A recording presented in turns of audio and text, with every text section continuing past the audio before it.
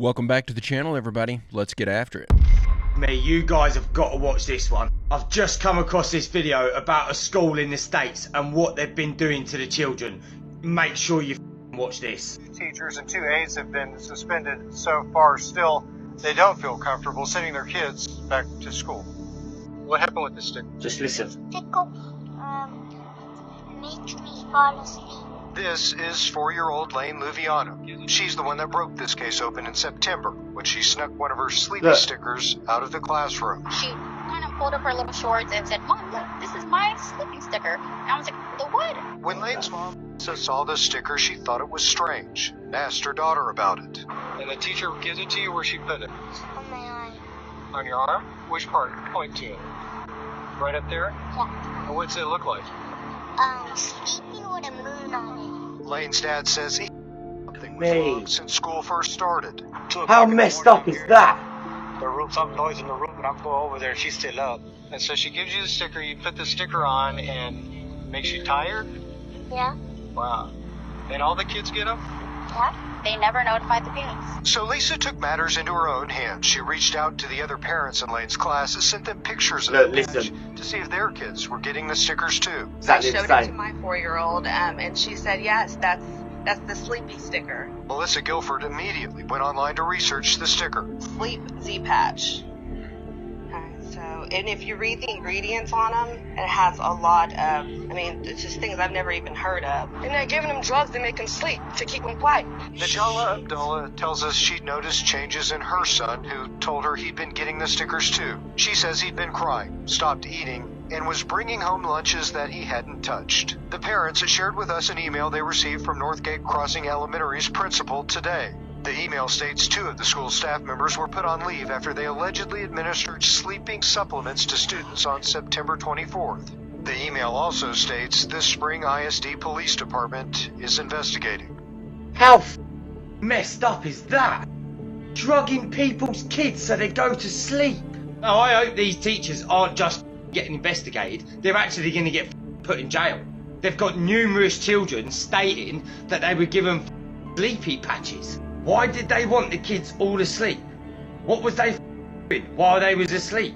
It really just shows how messed up this world is. Let me know what you lot think in the comments. I don't even know what to say about this. What the hell is going on in this world?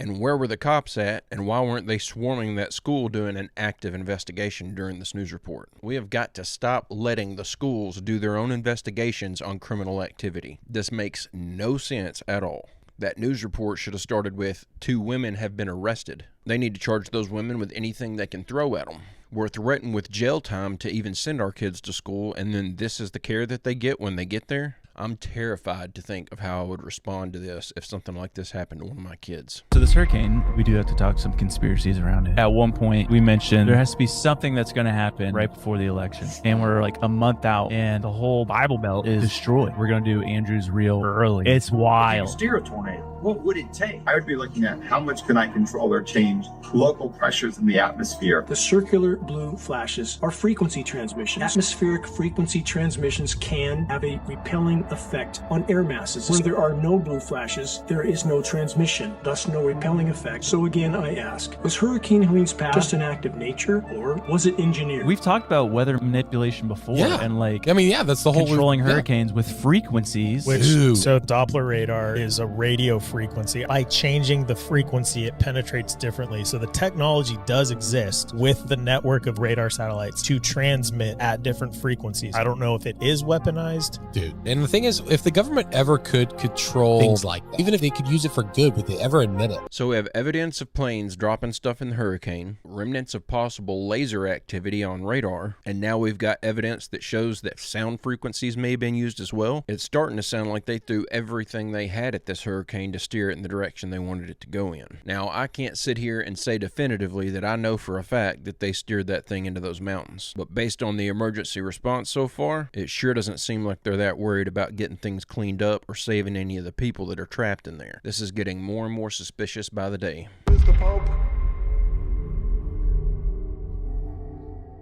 He is the Emperor of Rome. Rome never died, never faded away. It became the Vatican. What is the Vatican? It is the priesthood of all of the old pagan religions of Rome, built upon the deception that they are Christian. Can man change the orders of God? Can man elevate himself above God? No. Then why did the Pope change the Sabbath from Saturday to Sunday, the venerable day of the worship of the sun Osiris?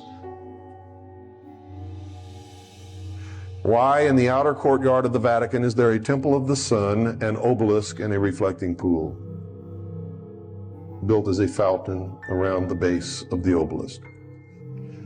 Because what we're talking about in Dealey Plaza and in Washington, D.C. exists also in the Vatican. And I'm not trying to insult Catholics, I'm just trying to tell you the truth. And when a religious institution starts changing their teachings based on public opinion or to get with the times as if God got things wrong in the Bible, that should be your first clue that they're not a good faith to be following. At the very least, the people in charge of the Catholic Church don't believe what they're preaching. Have you ever felt like the Internet Archive runs on sticks and stones and is constantly on the verge of a major security breach? It just happened. That was the ominous message that greeted me yesterday when I visited the Wayback Machine, one of the most important websites in the history of the Internet, because it literally archives the history of the Internet. It's been taking snapshots of websites, including their HTML, CSS, JavaScript, and images, since 1996, allowing us to remember the World Wide Web in its peak form, when Amazon looked like this, and weird people made weird websites just for fun. Unlike nowadays, where everybody just chases algorithms on cringe factories like TikTok and Instagram. Unfortunately, the fate of this website hangs in the balance, as it's currently getting pwned, boned, and owned from multiple angles. A data breach exposed 31 million email addresses and password hashes. Its open library lost a critical legal battle. Its website was defaced with some JavaScript graffiti. It's been getting DDoSed nonstop, and its current status is offline as we speak. What the hell is going on at the Internet Archive? It is October 10th, 2024, and you're watching The Code Report. The Wayback Machine contains over 890 billion archived web pages, weighing in at nearly 100 petabytes. It's an unimaginable amount of data. Like, if you look at one web page every second for the next 100 years, you would have looked at less than 1% of the total archive. And this data is practically irreplaceable. The only company that might be able to replace it is Google, but Google recently stopped using its own cached archive in its search results, and now points to, you guessed it, the Internet Archive's Wayback Machine. Now, we don't know if the hackers have access to the archived website data, but if they do, and they might, they have the power to erase the history of the World Wide Web. Before we untangle this mess, you should first know who Brewster Kahle is, an advocate for universal access to all knowledge, and the digital librarian who started the non-profit Internet Archive back in '96. Times were different back then. You could buy a house in San Francisco or Seattle and start a company, and the Internet Archive could easily be a multi-billion-dollar company, but instead it's a free non-profit service that benefits the world. Not everybody's a fan though. You might want those unhinged posts you wrote on the Temple of the Screaming Electron to be erased forever. The Internet Archive will remove personal data and comply with GDPR, but some people want legitimate content to be memory hold forever. In addition, the Internet Archive also offers a service called Open Library, which was founded by Kahle along with the late Aaron Swartz. It digitizes physical books, then allows one digital copy to be lended out for each physical copy that's owned. It sounds reasonable, but they were sued recently by a bunch of publishers claiming copyright infringement, and the publishers won that lawsuit, which could result in over $600 million in damages. That was a big L, but now let's move to the timeline of the recent hacks. HIBP, which is not an STD, but rather a website that helps people find out if their data has been compromised in a data breach, was informed of the Internet Archive's data breach on September 30th. It's confirmed on October 5th, the Internet Archive gets notified on October 6th, and provide a 72-hour window before making the data breach public. On October 8th, Brewster Kahle posts about a DDoS attack occurring, joking about it coming on a Tuesday instead of a Monday, because the Internet Archive has been facing aggressive DDoS attacks going all the way back to May. He posts again on October 9th, but this time it's a lot more somber. The website is defaced with some JavaScript library, which triggers an alert message about the data breach before it's been officially disclosed. Then finally, as of right now on October 10th, the website is still being attacked and is completely offline. Things are not looking good, but that brings up a big question. What sort of sick, twisted hacker would want to mess with the Internet Archive, and why? Well, a hacktivist group called Black Meta is claiming responsibility, and will continue to attack until all their systems are completely down. And just an hour ago, they posted this crazy video. Большинство людей называют нас хакерами, думая, что мы подростки, прячущиеся за экранами компьютеров. Но нет, I found it kind of funny because it uses a lot of the same stock photography that I use in my videos. In the video, they say they're not a bunch of teenagers, which means that they're probably just a bunch of teenagers. They have a political message about the situation in the Middle East, which doesn't make a ton of sense because attacking the Internet Archive isn't going to make people like you, which means the only explanation is that it's a false flag. Now, I have no idea who the real hacker is, but I'm sure you're watching this video right now, and I have a message for you. If you let the Internet Archive go now, that'll be the end of it. I will not look for you, I will not pursue you. But if you so much as delete a single website in that archive, I will look for you, I will find you. I have my suspicion that this is all being done by the federal government and that they're just using this hacker group to put the blame on. Just think about it. Nobody has more to lose by way of internet history than the federal government. How many times have they come out and lied to us about something recently, and then we easily find a clip from 2, 3, 4 years ago that shows them saying the exact opposite thing? They don't want what they've told us in the past coming back to ruin their lies of today. I just simply can't think of a better beneficiary to this thing going down. The hidden Egypt. Is it possible that the heart of the biblical Egypt was in the Americas? Let's talk about it.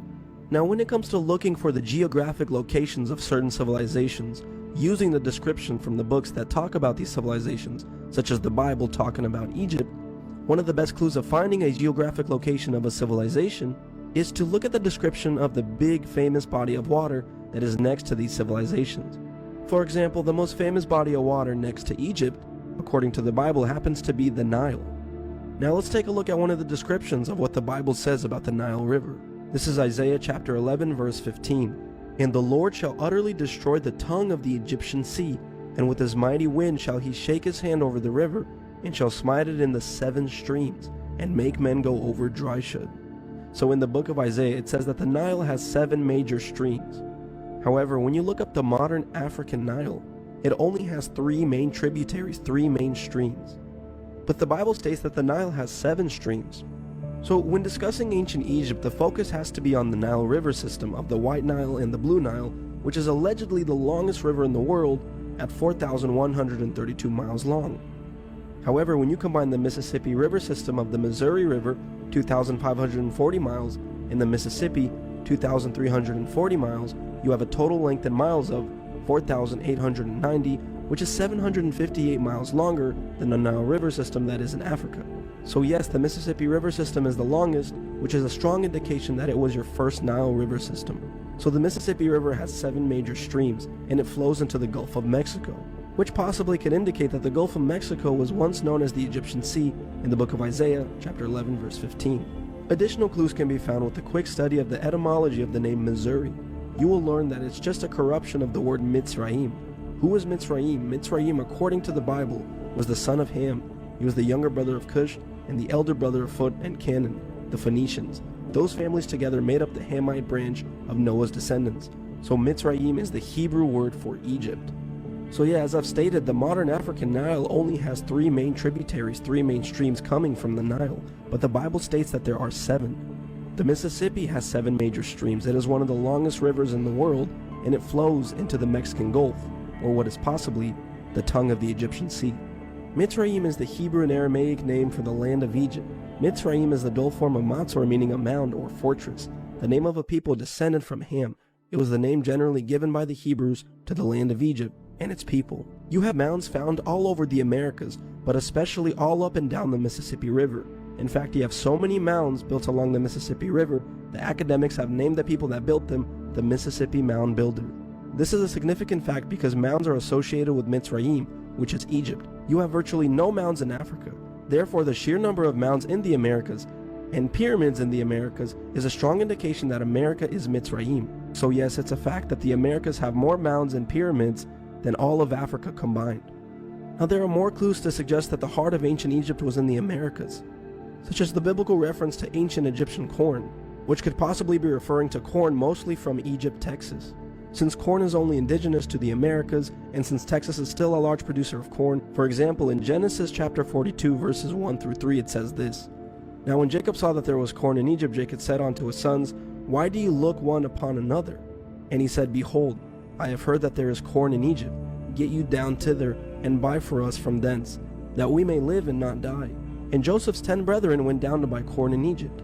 I'll show you some other references to corn in Matthew 12, verse 1. I think it's interesting to consider that the United States may have been ancient Egypt. And the mounds they're talking about here, they are absolutely everywhere. I used to live in Tupelo, Mississippi years ago, and I would travel the Natchez Trace Parkway to go from Mississippi into Tennessee, into the Murfreesboro area, where I had family to visit. And it was about a 5-hour drive. But you could stop every couple of miles down the entire Natchez Trace Parkway and see a new mound that was supposedly built by Native Americans. They are literally everywhere. And that's just one long road with hardly any traffic on it that's winding through a sparsely populated area.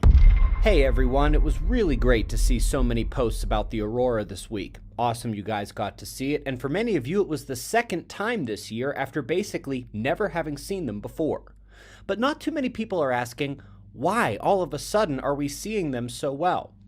You may have heard that it is sunspot maximum. True, but that happens every 11 years. Yes, we had a solar flare release a CME at Earth, but that has happened hundreds of times in just the last decade. This one was big, but not that big. So why have we had these auroral sightings this year, now, when much bigger events have hit us in the past and went largely unnoticed? Well, apart from the solar activity, the main factor in the production of aurora is Earth's magnetic field, and it has been weakening. You may have heard we are in the beginning stages of a magnetic pole shift, a rapid one. The magnetic poles are moving. The overall magnetic protection of our Earth is fading, which is why these recent solar events are producing much more aurora than would normally be expected. These magnetic pole shifts are also called geomagnetic excursions, and they happen cyclically on our planet. This last week we saw aurora in Florida. That is extremely rare, and this solar storm didn't even hit the highest storm levels. Aurora was seen at the Mexico border. Wild. Aurora in the tropics? Cuba, Puerto Rico. Absolutely ridiculous, especially for a solar storm that didn't hit level 5. Let's do a bit of background on these magnetic pole shifts, shall we? About 6,000 years ago, we had a magnetic pole shift, a mini excursion like this with Earth's magnetic field. It was called the Tianqi event. 12,000 years ago, it was Gothenburg. 18,000 years ago, it was Helena Pali. 24,000 years ago, it was Lake Mungo. You guys seeing a pattern? We know of several others in the last 100,000 years, including Mono Lake, Le Champ, and the Vostok event, all within the last 60,000 years. Essentially, we have this magnetic excursion on Earth about every 6,000 years. It has been 6,000 years since the last one, and it is already starting to happen again. Based on the speed of the changes, we're looking at about the 2040s for a full magnetic pole shift peak of the event. Now, if it was just about pretty lights in the sky, I would say, who cares? But it's not. During these events, the weaker magnetic field of Earth allows extra ozone depletion. It changes the jet streams. It allows more cosmic radiation to enter the atmosphere, and it disrupts animal navigation that relies on Earth's magnetic field. That's why the studies identify these magnetic shifts as being extremely dangerous, extinction-inducing events for many species. And now, on top of all of that, humans have an electrified way of life we rely on, and that's at greater risk due to solar activity as well. Imagine that while the atmosphere is changing and radiation is surging and the food chain is taking hits like Jenga, we lose power, heating, water purification, and distribution. No internet, no cell phones, no banks, no ATMs, no gas stations, no refrigeration of food. That's why this matters. As we said, it is due in time right now in the cycle. It is already begun. And we're seeing the early signs that our planet is in a shields down situation with these above average auroral sightings. Follow here for much more, including daily updates on the sun, Earth, relevant science, and of course the magnetic pole shift. Be safe, everyone. Just a thought, but wouldn't this also explain some of the higher temperatures that we've been seeing that's getting blamed on climate change? I'm going to throw this idea out there that a viewer sent in to me. It's his conspiracy theory, and I haven't had a chance to really dig into it and see where I lie on either side of it, but it's very interesting, and so I'm going to share it with you guys. The theory is that CERN or someone is trying to do something to shield us from this event by 2040, and that in order to build this device or this technology They need lithium. And that's why they're so carelessly out in the open doing this shameless land grab in North Carolina. It's an interesting theory. I don't know how true it is, but if anyone wants to do some digging, there's your new theory to play with. Did you guys hear what the James Webb Telescope just discovered? No. They said we have alien ships heading towards Earth at light speed. Okay, what? They are the size of cities, and the only reason they're calling them alien ships is because they're on this one trajectory and then turned towards Earth. How far away are they? The predictions range from a couple of years to a couple of weeks. They got images of it going, and then it course corrected towards Earth. So that's the only reason they're calling them ships. I'm on Snopes. All it says is unfounded, so they're not saying it's not true. Why would James Webb Telescope lie? You know James Webb. Dude, don't get me started on Mr. Webb. He's dude. notorious for always just having the coolest story. Pathological liar, that guy. Guys, those alien ships heading towards us, and they're the size of cities, and they're heading at us at the speed of light. Wait a minute. Wait, am I seeing what I think I see? You're not gonna believe this. James, there's nothing there. It's an alien mothership. They're flying that way. Oh, who cares? They just turned. The head of white taught us. Okay, we'll believe you. So they know where this thing is located in space, how far away it is, how fast it's moving, and they can't give us a better timeline of when it's going to get here. The best they can do is 2 weeks to 2 years. If that was the best calculation I could come up with as a professional, I think I'd keep my mouth shut and let someone else look like the idiot. If that's how uncertain they are about the measurement of space and time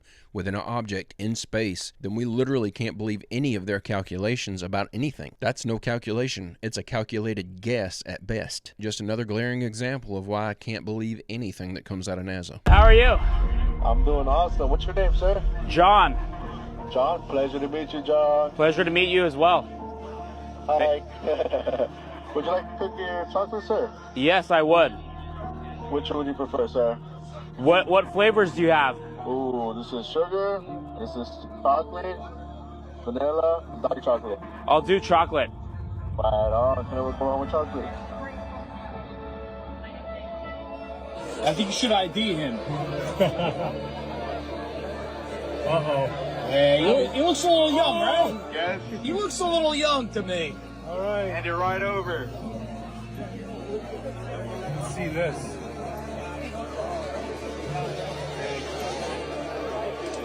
Ask him what your birth month is. What is this? No. This isn't an ID. Okay. You got me. I want your ID, not your Nice. Yes, sir. Yes, sir. Oh, my God. You got a tight grip on that.